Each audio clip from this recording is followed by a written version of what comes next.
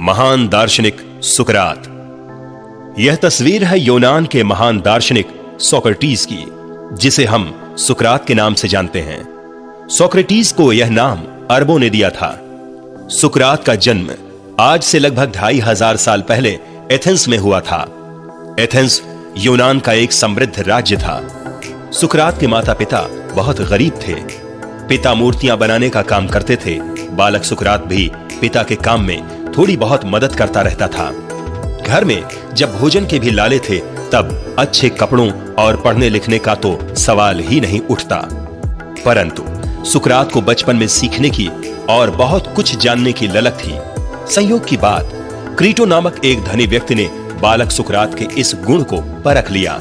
उसने सुकरात की शिक्षा की समुचित व्यवस्था की। सोचा होगा कि पढ़ लिख कर कुछ न कुछ कर ही लेगा। जीवन में संयोगों का बड़ा महत्व है। कुछ संयोग ऐसे होते हैं कि वे व्यक्ति की जीवन धारा को प्रसिद्धि के मार्ग की ओर मोड़ देते हैं। सुकरात का क्रीटो से मिलना भी ऐसा ही सुखद संयोग था। समुचित शिक्षा से सुकरात की बुद्धि चमक उठी। वह हर बात को गहराई से सोचने लगा और हर चीज का अर्थ खोजने लगा। थोड़ा बड़ा होते ही वह विद्वानों से तर्क वितर्क करने लगा। जब वे कोई बात कहते तो सुकरात उनसे प्रश्न पर प्रश्न करते हुए बाल की खाल निकालने लगता। उन दिनों एथेंस में ऐसे तथाकथित विद्वानों की कमी न थी, जो तरह तरह के विषयों की जानकारी का ढोंग करके आम लोगों पर अपनी विद्वता का सिक्का जमाने का प्रयत्न करते थे। सुकरात के प्रश्न उन्हें चुनौती लगते, वे निरुत्तर हो जाते और बौखला उठते। आम लोग, विशेषकर नवयुवक, इस बहस का आनंद उठाते और सुकरात के प्रति प्रशंसा से भर उठते। सच तो यह है कि सुकरात ने उन ढोंगी विद्वानों की कलई खोलकर रख दी। वे सुकरात के प्रति ईर्ष्या से भर उठे। सुकरात की प्रसिद्धि दिनों दिन बढ़ने लगी। लोग उसकी बात को ध्यान से सुनते। उन्हें उसकी बातों में सच्चाई की झलक दिखाई देती। फलस्वरूप विद्वानों की मजलिसें उखड़ गईं। सुकरात का बात करने का ढंग भी अनोखा था। वह एक ऊंची जगह खड़ा हो जाता और अपने आसपास खड़े लोगों से किसी विषय को लेकर प्रश्न करता। वे उत्तर देते तो उसी उत्तर के आधार पर प्रश्न करता। बात आगे बढ़ती और इस प्रकार सवाल जवाब का एक सिलसिला शुरू हो जाता। वह हर प्रश्न का उत्तर देता। अंत में निष्कर्ष के रूप में सच्चाई सामने आ जाती। लोगों को इस बात की प्रसन्नता होती कि सच्चाई के उद्घाटन में उनका भी हाथ है। श्रोताओं में अधिकतर सुकरात के हम उम्र नवयुवक होते। देखते ही देखते सुकरात नवयुवकों का चहेता नेता बन गया। सुकरात की बातचीत के विषय थे ईश्वर, सृष्टि, धर्म, राजा, प्रशासन, राजधर्म, प्रजाधर्म आदि। साधारणतया लोग इन विषयों पर बात करते कतराते, क्योंकि इनके विषय में निश्चित रूप से कहना कठिन था। सुकरात उनसे कहता, ईश्वर एक है। ईश्वर के स्थान पर नाना प्रकार के देवी देवताओं को पूजना नासमझी है। इससे बुद्धि भ्रमित होती है। सच्चा धर्म है अपनी बुद्धि से काम लेना और अपने प्रति, परिवार के प्रति, समाज और देश के प्रति कर्तव्य का पालन करना। देश व्यक्ति से बढ़कर है, राजा से भी बढ़कर। अतः हमारा पहला कर्तव्य है कि हम देशभक्त हों। राजा तो प्रशासक है, वह ईश्वर नहीं है, जैसा कि हमारे मन में बैठा दिया गया है। राजा तभी तक अच्छा है जब तक वह प्रजा की, जनता की ईमानदारी से सेवा करता है। हाँ, जनता का भी कर्तव्य है कि वह भलाई के कामों में राजा का सहयोग दे। सांसारिक सुखों के पीछे मत दौड़े, धर्म की राह पर चले, ज्ञान की कमाई करे ताकि सत्य के दर्शन हो, आदि आदि। उसकी बातें सुनकर लोग उससे प्रभावित हुए बिना न रहते। सुकरात ज्ञान का भंडार था, परंतु वह लोगों पर अपने ज्ञान का आतंक नहीं जमाता था। वह कहता था कि किसी बात को इसलिए स्वीकार मत कर लो कि वह किसी बड़े आदमी ने कही है। तुम स्वयं उसके बारे में गहराई से सोचकर उसके गुण अवगुण की परख करो। अच्छी जचती है तो मानो, अन्यथा नहीं। वह ज्ञान का संग्राहक था तो निर्लोभ भाव से उसका वितरण भी करता था। यही कारण है कि शिष्य परंपरा बढ़ती रही। उसके बाद उसके शिष्य प्लेटो, अफलातून ने, और प्लेटो के बाद उसके शिष्य अरिस्टोल, अरस्तु ने उसके विचारों को आगे बढ़ाया। सुकरात, अफलातून और अरस्तु तीनों की गिनती विश्व के महान दार्शनिकों में होती है। समय अंतराल के बावजूद उनके विचार आज भी मान्य हैं। चिंतन की परंपरा को आगे बढ़ाने में विश्व इनका चिर ऋणी रहेगा। सुकरात आजीवन ज्ञान का उपासक रहा। वह न धन के पीछे भागा न यश के। उसकी पत्नी बहुत क्रोधी स्वभाव की थी, परंतु उसने अपनी पत्नी की क्रोध भरी हरकतों को नितांत सहजता से लिया।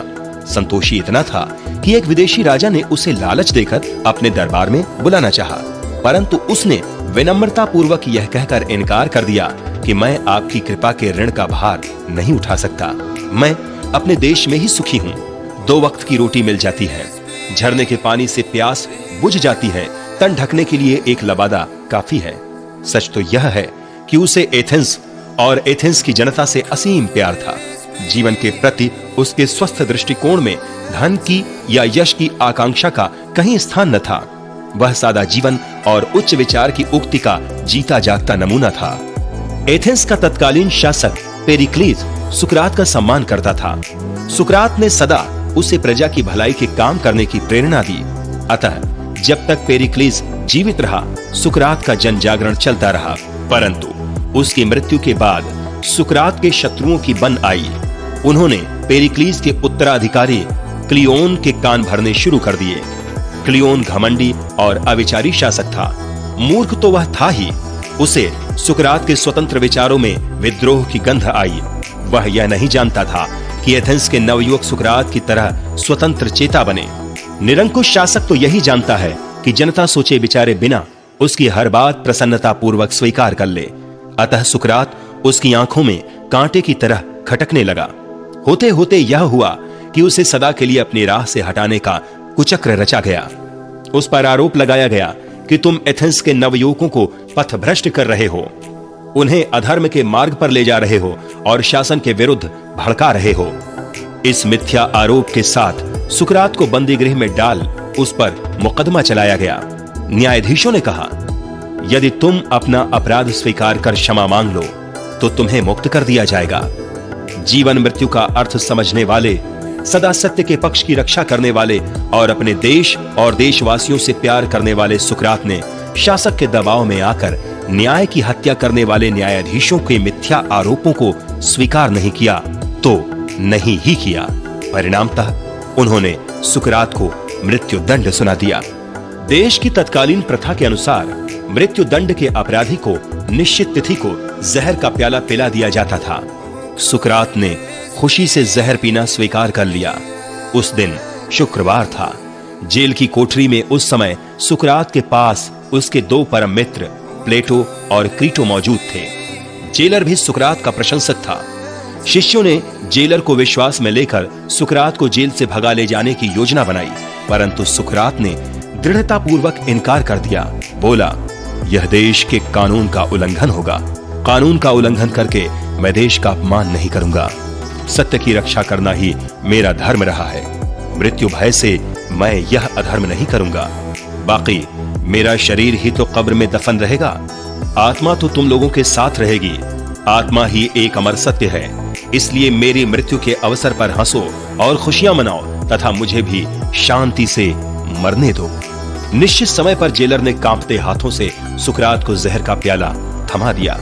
रोते रोते बोला, महोदय, मैं जानता हूं कि आप निर्दोष हैं, परंतु मैं विवश हूं, मुझे क्षमा कर देना। सुकरात ने उसे धीरज देते हुए कहा, भाई, मैं तुमसे रुष्ट क्यों होने लगा? तुम तो अपने कर्तव्य का पालन कर मेरे ही विचारों का समर्थन कर रहे हो। यह कहकर सुकरात ने जहर का प्याला हाथ में लिया और प्रसन्नता पूर्वक घूंट घूंट पीने लगा। यह देख वहां उपस्थित लोगों का हृदय हाहाकार कर उठा। जहर ने धीरे धीरे सुकरात पर अपना प्रभाव दिखाना शुरू कर दिया। तभी जैसे उसे ध्यान आया हो, उसने क्रीटो से कहा, क्रीटो, मैंने अपने पड़ोसी से एक मुर्गा उधार लिया था, तुम उसका दाम चुका देना। यह कहकर उसने चादर से मुंह ढक लिया। उसके बाद वह कुछ देर निस्पंद पड़ा रहा। कुछ क्षण बाद उसका शरीर एकाएक कांपा और उसके बाद सब कुछ शांत। सुकरात की आत्मा उसका शरीर छोड़कर उस परम सत्ता में विलीन हो गई जिसका वह अंश थी। अंश पूर्ण में मिलकर पूर्ण हो गया और इस प्रकार एक महान दार्शनिक और सत्य का अन्वेषक अन्याय की बलवेदी पर चढ़ गया। सत्य के अन्वेषकों का प्रायः ऐसा ही अंत हो रहा है, परंतु एक बात निश्चित है कि वे अपनी मृत्यु में भी उतने ही महान हैं जितने कि जीवन में वे मरकर भी अमर हो जाते हैं।